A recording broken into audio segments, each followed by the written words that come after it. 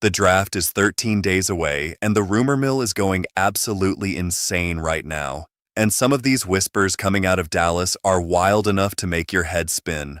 Before we dive into what's real and what's complete smoke, do me a favor and smash that subscribe button because we're covering every single Cowboys update the moment it breaks.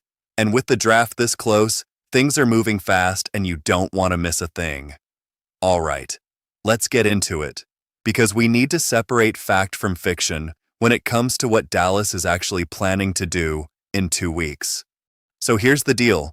We're in that part of the pre-draft cycle where everyone's throwing stuff at the wall to see what sticks. And some of these rumors have legs while others are pure misdirection meant to confuse the rest of the league. One report surfaced recently saying, Dallas is seriously considering moving up in the first round if a specific defensive player they're in love with starts to slip just a few spots. The names attached to this rumor are safety Caleb Downs and edge rusher Rueben Bain out of Miami, with the idea being that Dallas views both as day-one game changers who can transform this defense immediately.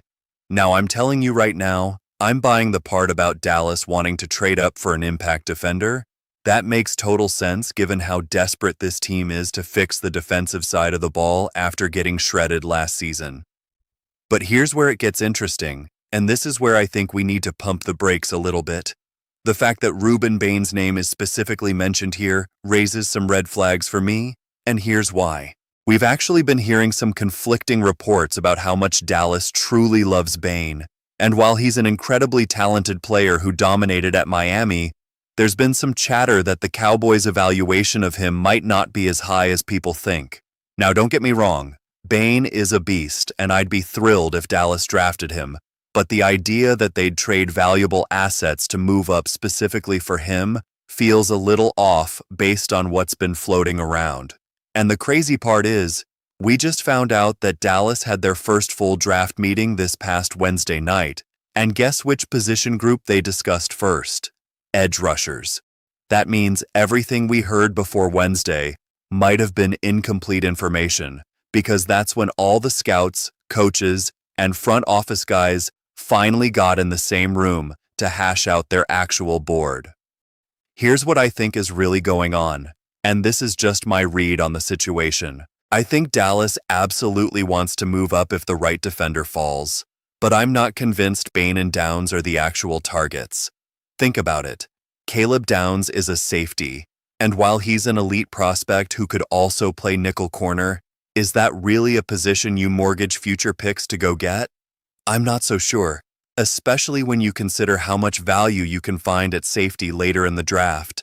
My gut tells me the real names Dallas would jump up for are linebacker Sohn Styles and edge rusher Montrell Bain, not Rueben Bain and Caleb Downs. Styles is an absolute monster who can cover, hit, and do everything you need at linebacker, which is a massive hole for this team right now. And Montrell Bain is the type of freaky athlete at edge that fits exactly what this defense needs. But here's what nobody is talking about. What if this whole thing is a smokescreen? What if Dallas leaked Rueben Bain and Caleb Downs' names specifically to throw other teams off the scent of who they're really targeting? That's the game within the game during draft season, and Jerry Jones loves playing it. Now let me get into the Rueben Bain situation specifically because this is fascinating, and it tells you a lot about how Dallas evaluates edge rushers. There's no question Bain is talented. The dude was productive at Miami and has the kind of motor that never stops. But here's the issue. Some scouts have concerns about his arm length, which matters a ton when you're trying to get off blocks at the NFL level. And there's been some internal debate about whether he's truly a lock at pick 12. One thing working in his favor is that Brian Thomas Jordan, the Cowboys defensive line coach, has been working with Bain during the pre-draft process, so there's familiarity there. But does that help or hurt? Maybe BT is thinking, hey, I'd rather develop a guy with longer arms and more raw traits than take Rueben Bain who might be closer to his ceiling already. And here's where it gets even more interesting.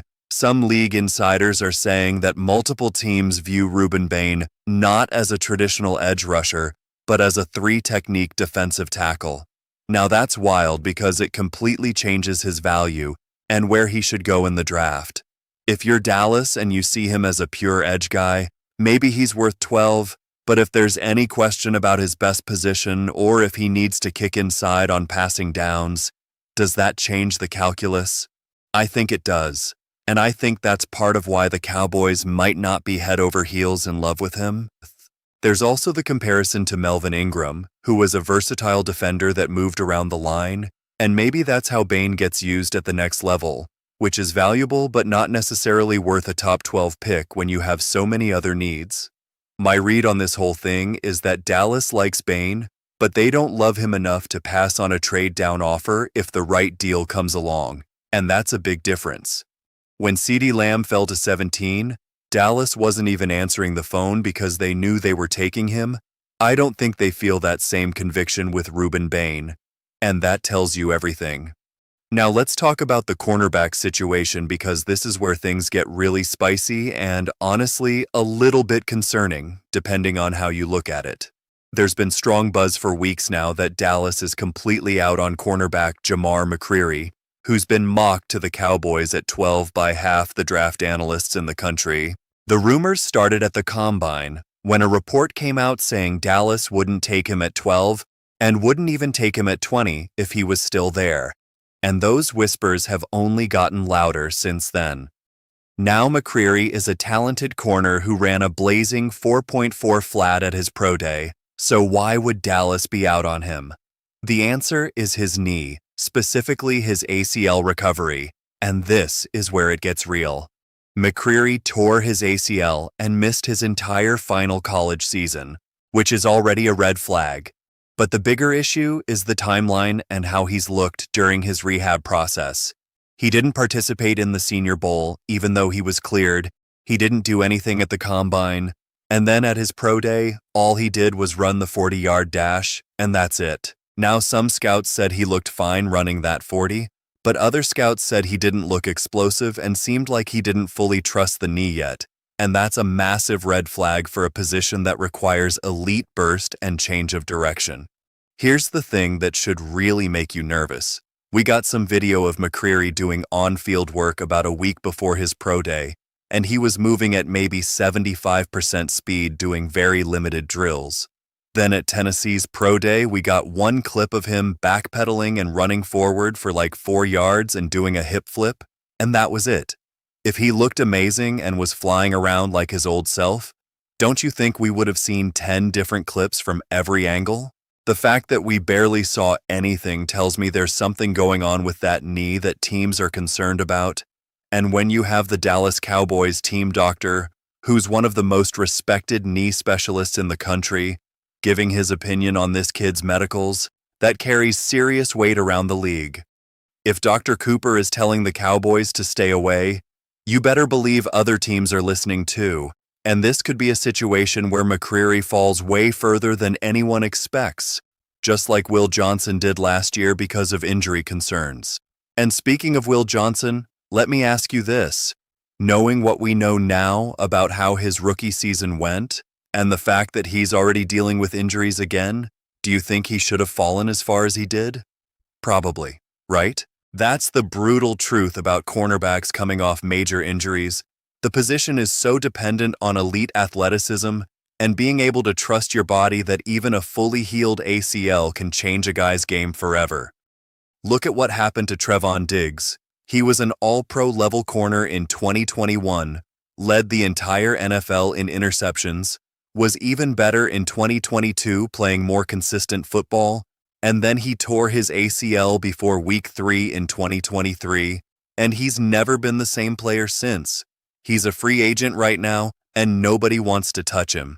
That's how much that injury changed his career, and it should terrify you when you're thinking about spending a top 15 pick on a corner coming off a torn ACL who still doesn't look right 15 months later. The difference between McCreary's situation and someone like Avonte Maddox is massive. Maddox had a hamstring injury, which sucks, but 3 months from now he'll be completely fine. But when you're talking about a cornerback who tore his ACL and still isn't moving right over a year later, that's telling you something's wrong. But here's what nobody is talking about. What if McCreary needs a cleanup surgery this summer? What if there's still something structurally off with that knee that's going to require another procedure? And now you're talking about a first-round pick who might miss training camp and possibly the start of the regular season? Dallas cannot afford that right now, not with how weak their cornerback room already is and how desperate they are for someone who can start week 1. And that's exactly why you've been seeing reports about Dallas doing a ton of homework on second and third tier cornerbacks who might not have McCreary's ceiling but have way higher floors and way less risk. Guys like Kalen King, who had a 30 visit with Dallas, Josh Johnson, who they've studied extensively, Brandon Stevens, and Avonte Maddox, who also came in for a 30 visit. I'm starting to think Dallas is preparing for a scenario where they don't draft a corner at 12. Maybe they take an edge rusher or Sohn Styles at linebacker, and then at 20 they grab one of these safer cornerback options who might not be as talented as McCreary, but can actually play week 1 without any health concerns. Would you rather have a healthy 85 overall player or an injured 95 overall player who might not be ready? That's the question Dallas is wrestling with right now. And the other advantage with guys like Josh Johnson and Kalen King is they're both incredibly young. Like 21 years old young. So even if they need some development time, you're getting them on a rookie contract with their entire prime ahead of them. You're not asking them to be immediate shutdown corners. They can compete with guys like Rebel and Plant for snaps while they learn the system and develop, and maybe by year 2 they're ready to be full-time starters. That's not a sexy draft strategy, but it's a smart one when you're dealing with this much uncertainty at the position. And honestly, I think it's the move Dallas should make, unless someone like Mansour Delane somehow falls to 12, which would be a dream scenario, but probably won't happen. The cornerback position is brutal because you're basically drafting stopwatch times and athletic testing more than any other spot on the field. A 4.69 40 time will absolutely tank your draft stock at corner in a way it wouldn't at guard or linebacker. So when you're evaluating a guy like McCreary who can't even prove he's healthy enough to run routes or do position drills, how are you supposed to trust spending a top 15 pick on him? You can't. And I think Dallas knows that. Now let's flip over to linebacker because this is where things get really interesting and honestly pretty surprising based on what we've been hearing for months. A recent update came out saying that if Dallas drafts a linebacker, they prefer Jacob Rodriguez out of South Carolina over both CJ Allen from Georgia and Anthony Hill from Texas A&M.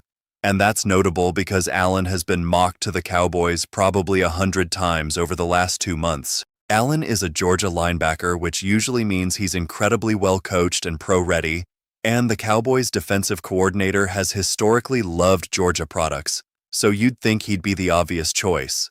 But here's why Rodriguez makes more sense, and I'm actually with Dallas on this one if that report is accurate.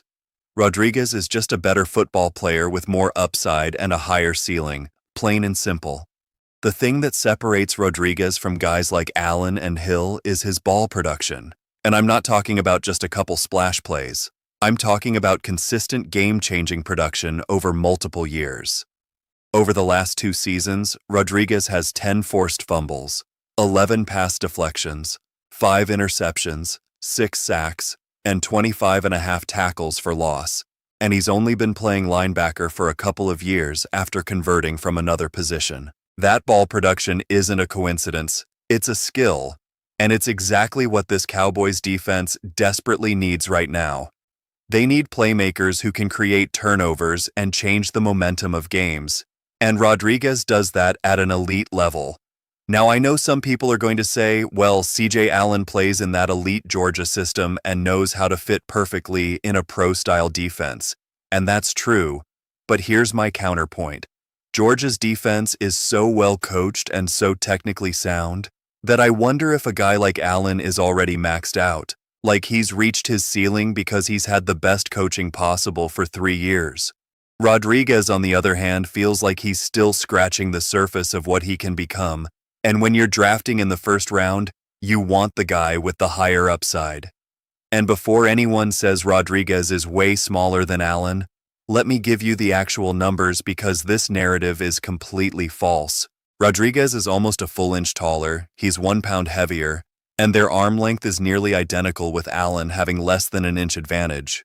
You're getting basically the same size player, but Rodriguez is the better athlete with way more explosiveness and playmaking ability, so why would you take Allen instead? The only argument I can see for Allen is that he's a safer pick because he's so technically sound and understands defensive concepts at a high level already. But is safe really what this Cowboys defense needs right now? Or do they need a playmaker who can force fumbles and get interceptions and make splash plays that get the crowd going? I think it's the latter. And that's why Rodriguez makes sense even if it means drafting an off-ball linebacker at pick 20, which isn't ideal from a positional value standpoint, but sometimes you have to reach a little bit to fill a need. And the reality is, linebacker is a massive need for Dallas right now. They're desperate for someone who can cover running backs and tight ends in space while also making plays on the ball, and Rodriguez checks both boxes.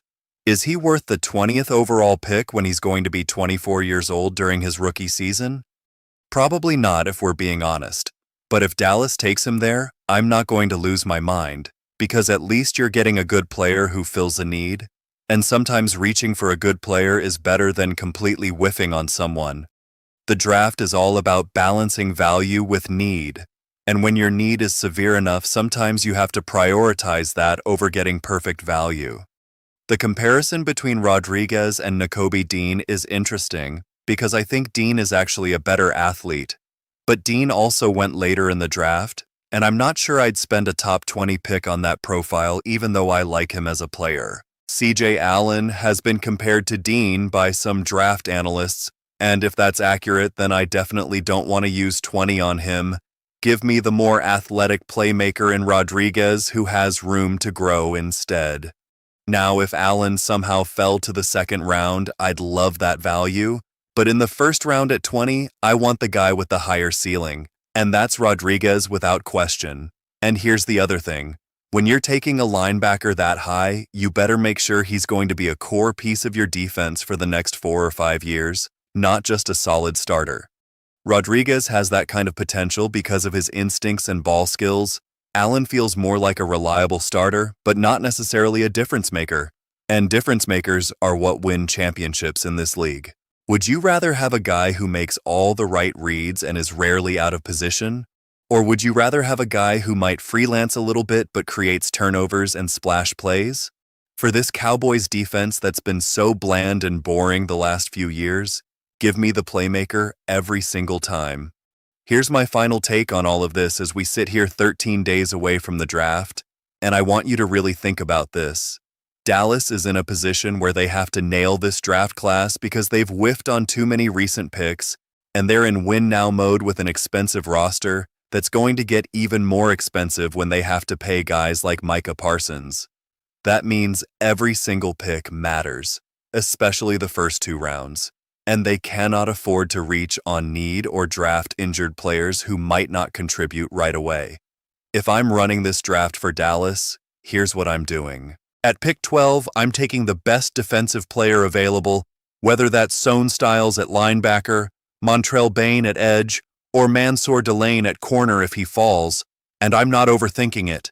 If none of those guys are there and Caleb Downs is sitting there, you take him and figure it out because he's that talented. Then at 20, if you went defense at 12, maybe you look at offensive line, or you take that second-tier cornerback like Josh Johnson, who can contribute right away without injury concerns. And if linebacker is still a massive need, Rodriguez would be the pick over Allen, because you need the playmaker more than you need